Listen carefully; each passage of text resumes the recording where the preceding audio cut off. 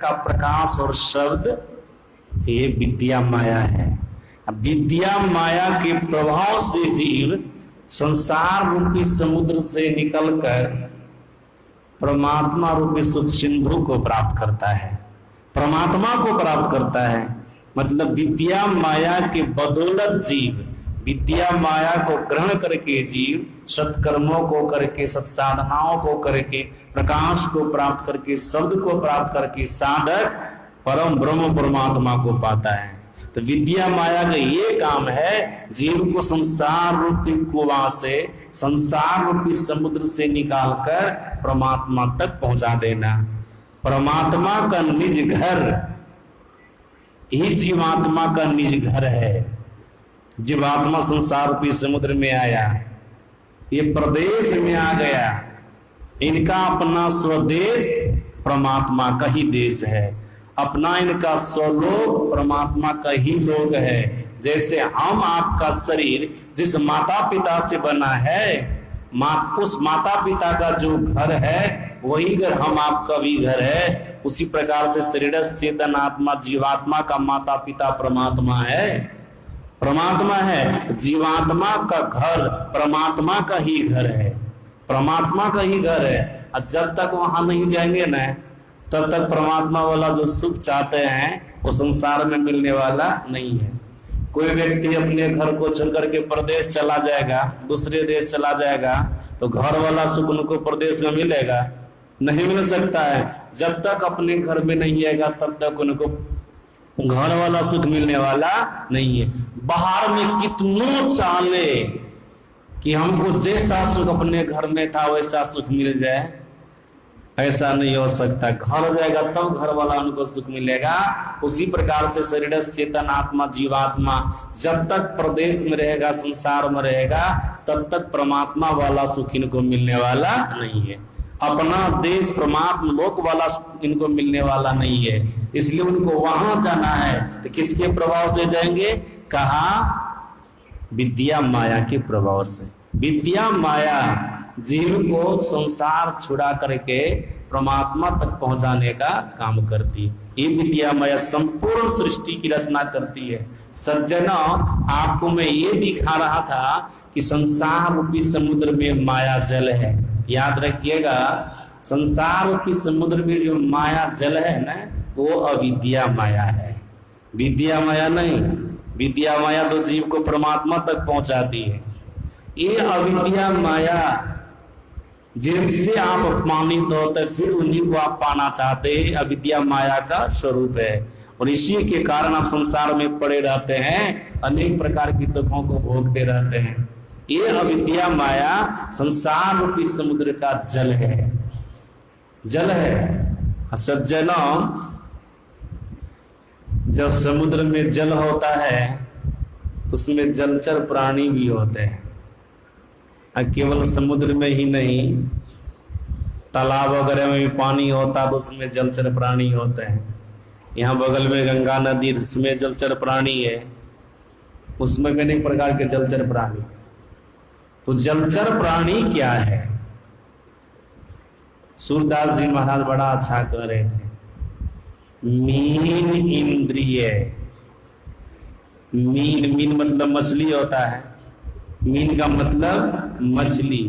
हम आपके शरीर में जो 14 इंद्रियां हैं, सूरदास जी महाराज कहते यही 14 इंद्रियां जलचर प्राणी है। मतलब संसार रूपी समुद्र में जो माया रूपी जल है, इसके अंदर, इस जल के अंदर रहने वाला ये 14 इंद्रियां मछली के समान है। ये मछली के समान है, ये जलचर प्राणी है।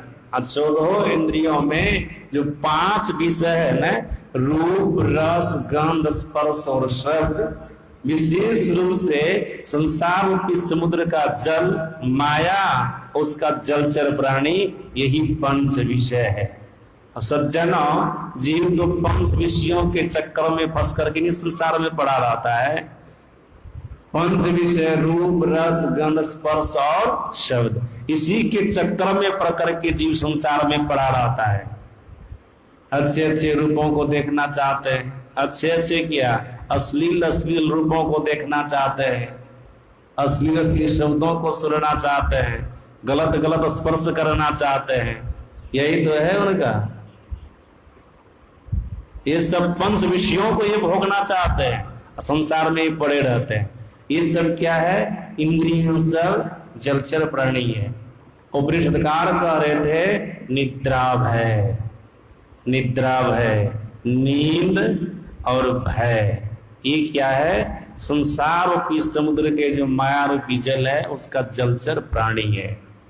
सज्जनों, पंच विषयों से भी अपने को बचाने का प्रयास करना चाहिए। साथ साथ साधक को निर्भीक होना चाहिए। डरो साधक से, डरने वाले साधक से कोई काम होने वाला संसार में नहीं है। निर्भीक होना चाहिए। और जो साधक होते हैं उनको नींद से जरूर बच करके रहना चाहिए, नींद से जरूर बच करके रहना चाहिए। सदगुरु महाराज जी ने अपने प्रवचन में कहने कृपा की, साधक जब ध्यान करने के लिए बैठता है तो उनको ख्याल रखना चाहिए कि नींद न आवे। अगर नींद आ गई तो कुछ कर सकेगा? नींद आ जाने पर जब आप संसार का काम नहीं कर सकेंगे तो परमात्मा का काम होगा, ध्यान होगा? नहीं हो सकता है। इसलिए नींद से बचते रहना चाहिए। नींद, ये नींद भय जलचर प्राणी है। इंद्रियां सब जलचर प्राणी है, सब मछलियां है।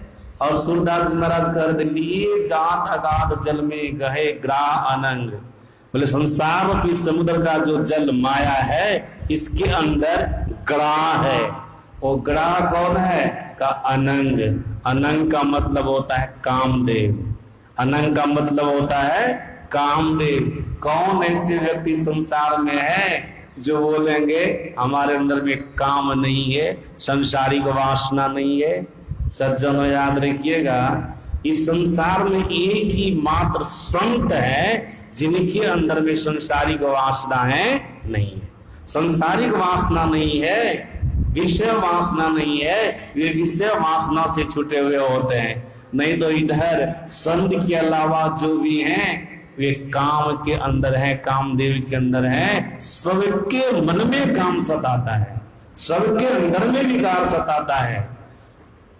आप लोग तो सर्वसाधारण लोग हैं, संसारिक लोग हैं। सज्जनों, जब इतिहास को, पुराण को पढ़ेंगे तो आपको पता चलेगा इस ग्राह के मुंह में, कामदेव के मुंह में बड़े बड़े ऋषि मुनि लोग भी चले गए।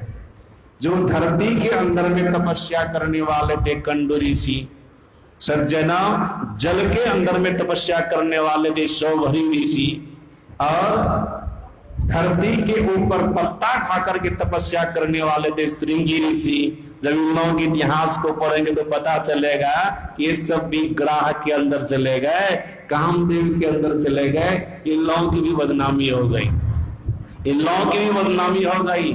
और आप गहराई से पढ़ेंगे तो स्वर्ग के रहने वाले देवता जो इंद्र हैं, स्वर्ग के राजा मालिक, वे भी ग्राह के अंदर फंसे ना।